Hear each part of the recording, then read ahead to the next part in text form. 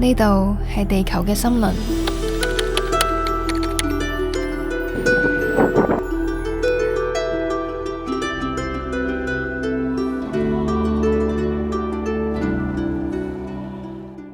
喺嚟到英國嘅第6日，我就從倫敦出發前往一個我期待咗想去好耐嘅地方，佢就係 Glastonbury， 被認為係地球嘅森林，一個擁有深厚歷史、神話同埋靈性氣氛嘅小鎮。咁喺越嚟越接近 Glastonbury 嘅範圍嘅時候呢，我 feel 到我嘅眉心有一種跳動嘅感覺啊！後來我喺網上面見到一啲說法係話，原來除咗地球森林，現時地球嘅微森林似乎都係喺 Glastonbury 呢一帶。勁好笑咯！一落車就見到呢一間腳部健康診所。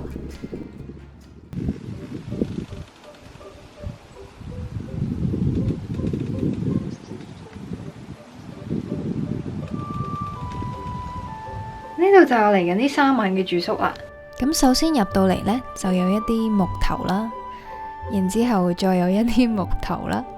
呢度有一個 heater 去俾你喺寒冬之中保持溫暖。不過因為我去嗰陣時呢，就未真係太凍，所以就未需要用到佢住嘅。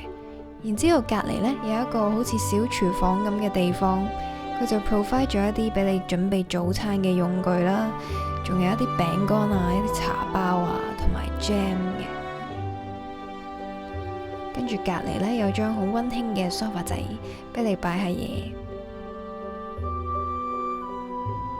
床頭同埋呢個就係張床啦。喺入邊望出去呢，係一個花園仔嚟嘅。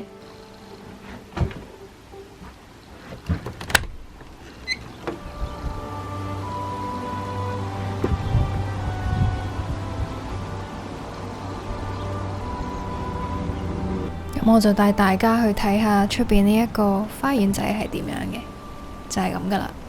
跟住呢間 Airbnb 嘅 host 係超級好人，因為由我喺 Glastonbury High Street 嗰個巴士站落車，跟住行過嚟呢一個 Airbnb 呢，係需要大概15至20分鐘時間。呢個 host 知道我整親腳啦，跟住行路就有啲問題，所以就特登揸架車落嚟接我過嚟。Oh my god！ 跟住仲車埋我去買一啲嘢食先，因為星期日呢度係好多店好早就閂晒噶啦。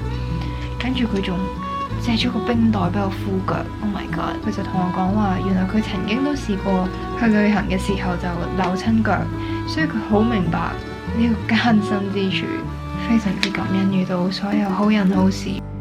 嚟到 Glastonbury 嘅第1晚，望住出邊嘅草，敷下隻腳先。第1晚就係咁度過噶啦。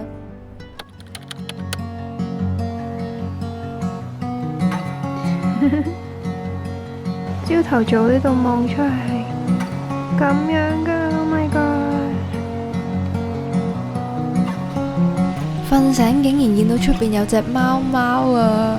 你睇下佢幾靚幾得意。跟住佢就陪伴咗我去食呢個早餐咯，我就食咗幾塊餅做早餐食。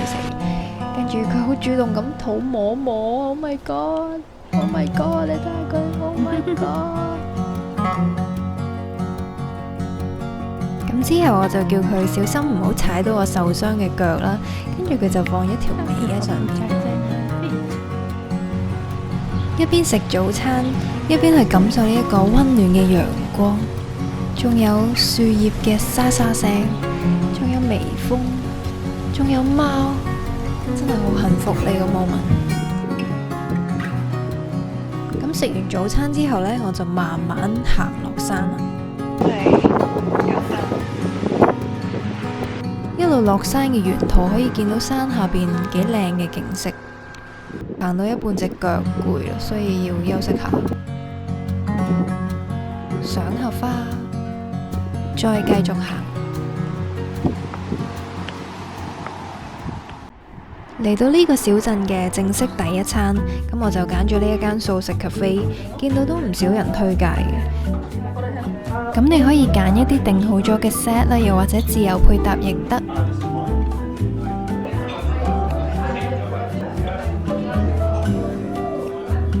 呢個就係我嘅午餐啦，有橄欖，有蒜蓉包，有沙律，仲有一劈好好味嘅嘢，不過唔係好記得點稱呼佢啦。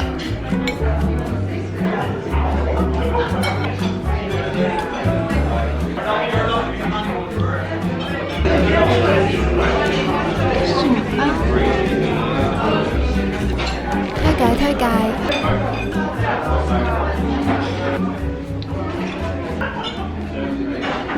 食完個午餐，我就正式開始探索呢一個靈性小鎮。喺呢度四周都可以見到好多好靚嘅壁畫，咁通常佢哋都會蘊藏住一啲 spiritual 嘅 message 喺入邊。豐盛就喺你之中。喺主街呢度有好多各式各樣嘅小店咯，包括一啲魔法用品店啊、草藥、水晶、塔羅等等。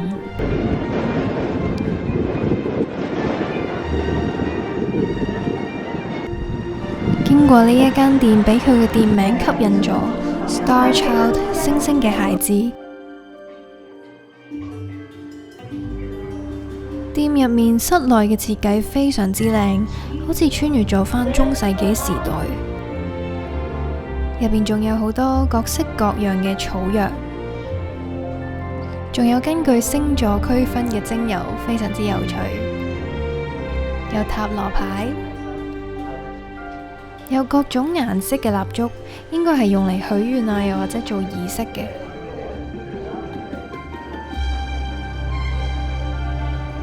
呢度有一啲內巷，入邊都有一啲好得意嘅小店。我就喺呢一間店度買咗一隻會根據情緒而變色嘅戒指。跟住落嚟就係返嚟呢一條巷去影下人體氣場能量照，係非常有趣嘅體驗。店主會用呢一個氣場相機幫你進行攝影，之後就會生成一份你氣場嘅報告。除咗可以了解到當下自身氣場顏色之外，仲可以見到你現時人體七大脈輪嘅狀況。咁店主向我好詳細咁講解咗我當下氣場顏色嘅一啲特質啦，同提供埋一啲改善脈輪狀況嘅建議。咁我自己就覺得佢講嘅係非常之對應到我自身狀況。咁所以如果有興趣嘅朋友呢，嚟到呢度係絕對值得一試。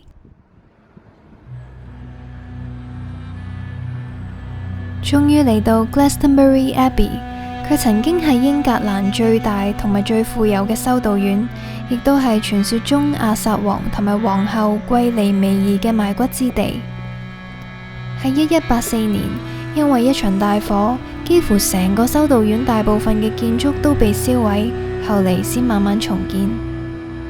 喺1191年，有僧侶喺 Lady Chapel 嘅南邊發現巨大嘅橡木棺，內有一男一女嘅骨骸，伴隨住刻有一段銘文嘅十字架，翻譯為偉大嘅阿薩王長眠於 Avalon。呢一個重大嘅發現，令更多人相信 Glastonbury 其實就係傳說中嘅神話王國之地 Avalon。不過，現代歷史學家仲好大程度上對成個故事保持懷疑態度。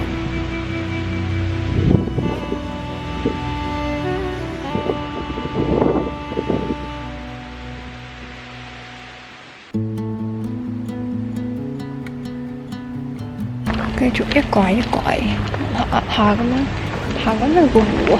聽講呢度有個湖。好搞笑啊！行緊去個湖嗰陣時呢，有個外國嘅叔叔就走嚟問我識唔識八極拳啦。佢似乎對於東方嘅一啲武術文化好感興趣啊，不過我係唔識嘅。之前喺網上面見過一條片啦，係同啲樹溝通，跟住之後呢，佢就會摸你塊面啦。等我試下睇下係咪真係 work 嘅先。OK， 就佢啦，佢。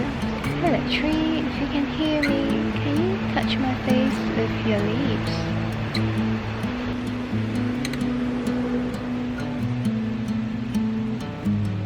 Oh my god!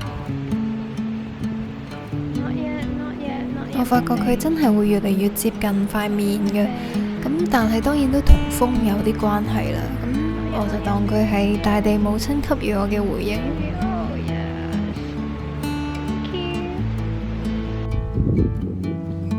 返去嗰陣經過一個冇人嘅公園，咁我就當一陣千秋定係秋千定千秋定秋千。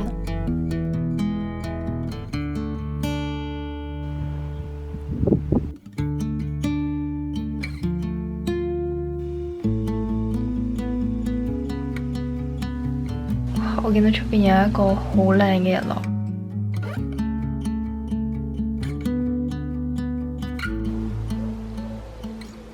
我依家嚴重猶豫緊，聽日要唔要去 Glastonbury Tour。Glastonbury Tour 其實係我呢一次嚟英國其中一個最主要嘅原因，但係佢要上山，跟住要行好多斜路同埋樓梯，但係我依家隻腳咁樣呢個狀況呢，我實在唔好確定我究竟承唔承受到。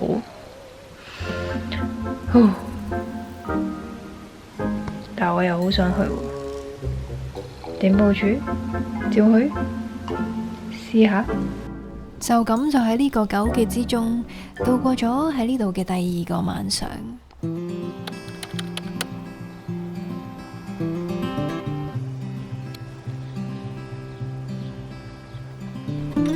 第3日瞓到黃朝白晏，發現似乎冇落雨，可能可以挑戰下上山。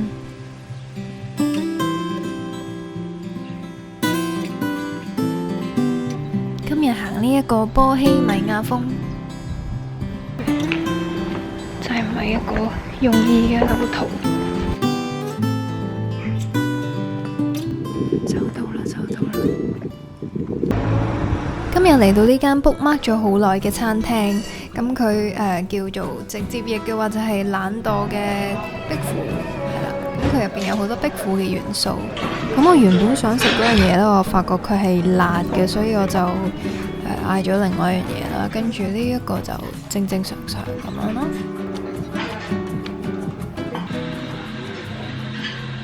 食完嘢行緊去下一個目的地嘅時候，就遇到一件幾神奇嘅事情，就係遇到一個 fortune teller，佢行過嚟同我講咗啲嘢，咁我喺片尾再分享俾大家。沿途見到牆上有2幅作品，一邊係展示緊神聖嘅男性本質，一邊係展示緊神聖嘅女性本質。創作者想帶出嘅係對立面為虛幻，萬物皆為一體。再慢慢行過咗一段路，就到達 Chalice Well and Gardens 聖杯井花園，一個被視為極具靈性同埋療愈能量嘅聖地。呢度嘅泉水被認為具有治愈嘅能量，咁因為泉水當中富含鐵質，所以就會呈現偏紅色，又被稱為紅泉。呢2棵叫做 Yew Trees， 象徵住轉化同埋重生。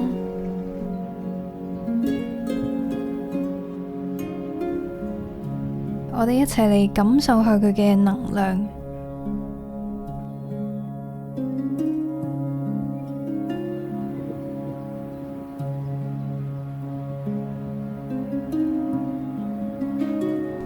穿過2棵 Yew Trees 入到嚟就係療愈池，咁大家都會喺度輪流除鞋浸下腳。喺呢度要小心啲行，因為都幾跣水。咁我都有非常小心咁樣去浸下我受傷咗嘅腳。再行入少少就會見到獅子頭噴泉，喺呢一度唯一一個泉水飲用點。咁大家可以喺呢一度飲用少量泉水，又或者用樽裝起帶走。咁我都嘗試飲咗一啖，咁就有啲鐵嘅味道。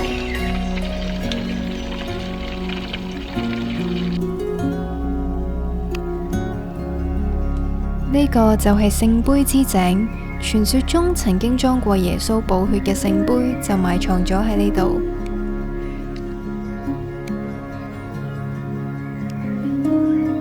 喺呢度你可能會見到唔同嘅靈修人士打坐又或者冥想，咁所以盡量要保持安靜。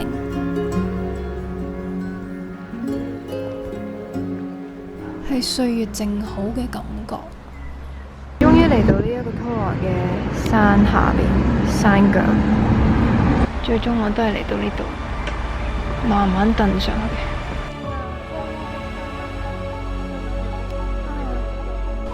蓋世聖丘，傳說中精靈國度嘅入口，我嚟啦。咁請原諒我上山嘅時候冇影到太多片，因為實在要好專注咁行好每一步。我諗呢個大概就係我嚟到呢度其中一個要學識嘅課題，就係去尊重自己嘅步伐同節奏。行得慢唔緊要㗎，唔需要因為見到其他人行得快而覺得焦急，只需要專注於自身，踏實行好每一步，每一級，最後我都上到嚟啊！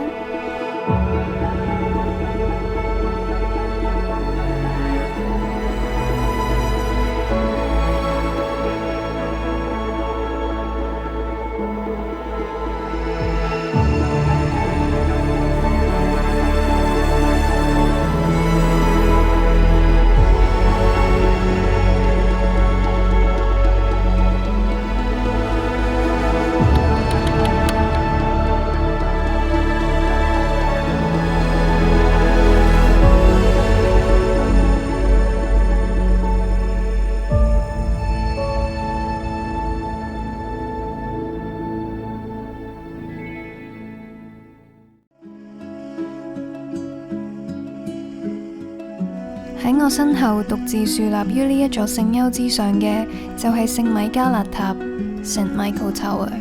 而呢度亦都同時間係英國兩條著名嘅能量線 St. Michael Line 同埋 Mary Line 嘅交匯處，形成咗一個強大嘅能量中心點。呢度你會見到有唔同嘅人喺度冥想，又或者唱誦。不過有一點要提提大家，就係呢度真係好大風，好大風。係啦，所以如果嚟呢度呢，就記住着翻多啲衫。咁我亦都一邊吹住風，一邊做咗一個深層嘅冥想，去感受下呢一度嘅能量。趁日落之前仲睇到路，我就慢慢行返落山啦。記錄一下呢一個倒影，人生第一次扭雙腳咁樣行山，正。一步一步慢慢落返去。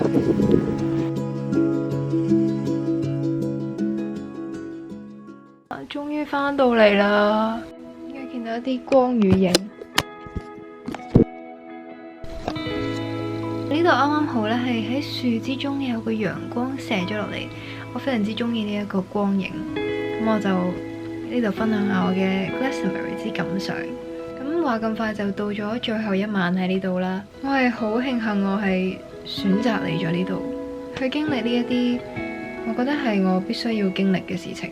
咁其中一個最有趣嘅奇遇就係喺一間健康食品店嗰度買完支嘢飲，就諗住行去 Chalice Well 嗰度啦。中間突然之間有一個姨姨嗌停咗我，佢就同我講佢係一個 fortune teller，佢就問我：你係咪 on a quest 啊？你係咪尋找緊自己啊？我就係啊，其實我今次嚟呢一個 UK trip 呢，呢個係想尋找下內心究竟追求啲乜嘢，又或者自己究竟想要啲乜嘢。咁佢有同我講到一啲人生上邊嘅一啲建議，係啦。咁我覺得佢講嘢都幾準確嘅，非常之有趣。咁之後就行咗去 Chalice Well 啦，之後我就決定上 tour 啦，因為佢其實就喺隔離嘅啫。其實我前一兩日仲極度猶豫緊要唔要上去個 tour 度，因為要行山啦，咁跟住之後我又扭親啦，跟住仲要輕度骨折咁樣啦。我知道唔係好理性嘅，其實成件事，但係我內心係有一個好強烈嘅感覺，係覺得自己要去，所以我就決定去試下啦。咁然之後，因為我拎住拐杖上去，所以係一路上極度緩慢加壓下咁樣，跟住沿途得到好多陌生人好溫暖嘅鼓勵啦，同埋得到好多稱讚，佢哋讚我好 brave 啊。然之後嗰個 moment 我發現，因為我過往呢幾年其實處於一個躺平咗嘅狀態，我處於一個人生好迷失、好唔相信自己嘅狀態。但係嗰個 moment 我發現，原來嗰個勇敢嘅自己一直都喺度。我瘋癲想做去做嘅嗰個部分，佢喺度咯。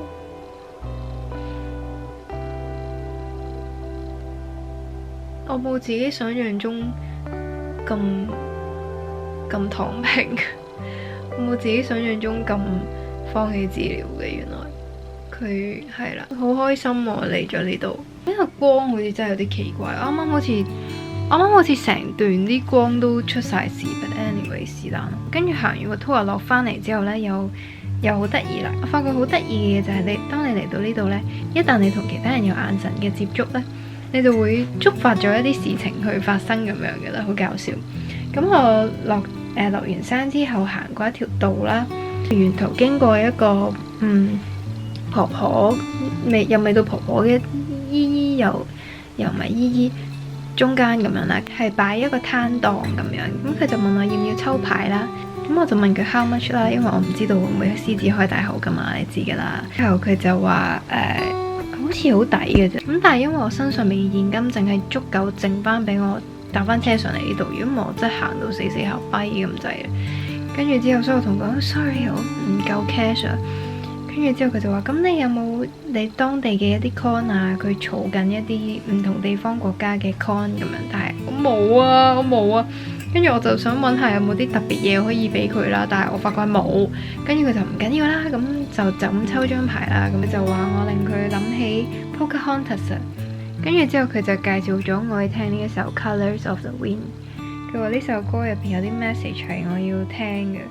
跟住之後，所以就叫我即場播啦。跟住之後喺條街度叫我較大聲啲。最好笑就係有個經過嘅途人啦，咁又得埋個頭過嚟睇下我哋發生緊咩事啦，就變咗我哋三個人喺條街度勁大聲望住個手機喺度聽呢首 Colors of the Wind， 勁好笑，就係咁啦。跟住我就覺得好有趣啦，係啦，我會認真聽下呢首歌，睇下到底有啲咩 message 要我去。跟住有一樣嘢好得意嘅就係我發覺風真係有聲㗎。I mean 佢唔係就咁呼呼聲嗰隻喎。我喺 tour 上邊係一直好似聽到呢啲笛鳴嘅聲音，一路望係冇人吹笛嘅，但係一起風就有嗰個笛聲，所以原來風係有音樂喺入邊。跟住對應住呢首歌就覺得好有趣。